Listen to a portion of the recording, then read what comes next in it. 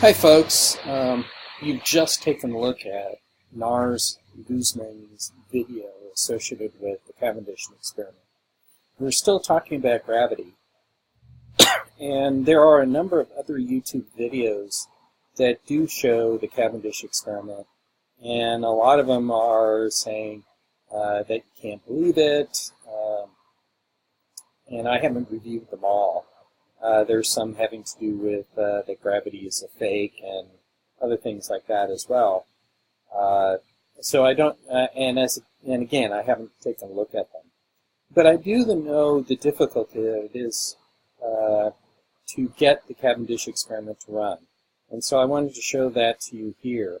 This is an experiment that I ran a couple of years ago. First, it was put together in a similar fashion that Guzman's was done. I didn't know any better. And as you can see, I have a dumbbell that's got some fishing weights on it, and it's held up by a piece of steel fishing rod around a simple piece of wood that's set in between a ladder. You can see my feet down there. Those two big steel pieces of steel here. Each one of these is 45 pounds, and it's on a piece of wood that's on a Lazy Susan. And so the Lazy Susan allows me to move these guys close or far away from the dumbbell. So the dumbbell here has got, I think it's 5 to 14 pounds weight on them. Just lead fishing weights in a piece of wood.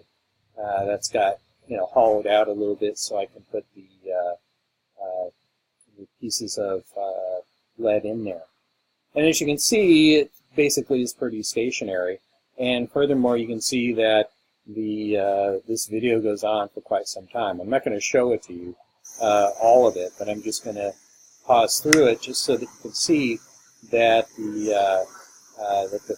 that this thing does rotate, and you can see that it has moved here. And you can hear me moving around, and that that this thing is moving back and forth. And in this situation, where these lead weights are perpendicular to the initial starting of the boom, there shouldn't be any effect of this on there. It should move back and forth, and that's really about it. Oh, sure. I mean, I have to... Okay. So, what does that teach us? Well, not very much. I've tried to run an Excel spreadsheet on this thing from what I've learned.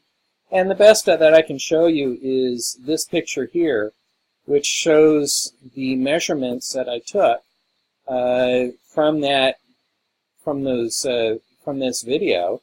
You can see that there is a protractor here, and basically I just read it off the screen what the angle was, and then that I was able to use to collect the data given the timestamps.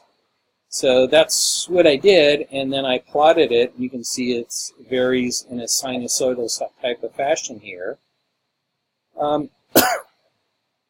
And then I fit it into what nature would tell me was going on. Now, there is no effect of gravity on this plot. It's just a matter of the twisting and the untwisting of the steel cable. That's the only thing I was able to get out of it. The other thing that I noticed is this thing is very, very sensitive. If you just blow at it from the other side of the room, just blow at it, like, you can cause this thing to move. And not in a way that's entirely recognizable. So it's almost random, but it's going to totally screw up the data. I've seen some of the videos today that I've looked at in the reproduction of this video, that some people are going to be making a very large, almost room-size container blocked off maybe with pieces of plexiglass. That's what I am intending to do.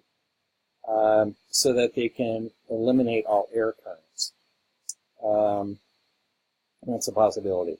So, anyway, I was able to learn something in here. It is very difficult. Given the nature of the difficulties and the fact that they were mentioned in Lars Guzman's website, I have more confidence in what he distributed and what he actually saw, what you actually see there is perhaps movement caused by gravity. Okay, thank you.